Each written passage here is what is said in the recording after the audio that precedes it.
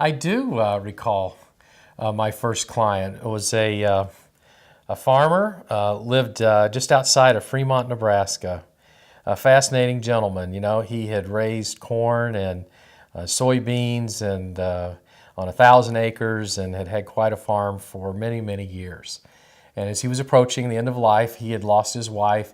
His daughter was a nurse in the Marine Corps, traveled all over the world. And she called. Her dad was beginning to struggle. He could not drive anymore. He couldn't get his meals. He essentially was going to have to leave his farm, where he had lived for over 60 years, and go to an institutional setting. And it was great. We were able to bring caregivers in to his home during the day and actually later on even at night. But I remember the one thing that's fascinating to me, and this really taught me a lot about how we were going to have to look at care in a whole different way. The one requirement for all of our caregivers is they had to be able to drive a stick shift, because he had about a 54 Chevy truck. And that's what he took out into the fields, and the caregiver had to drive it for him.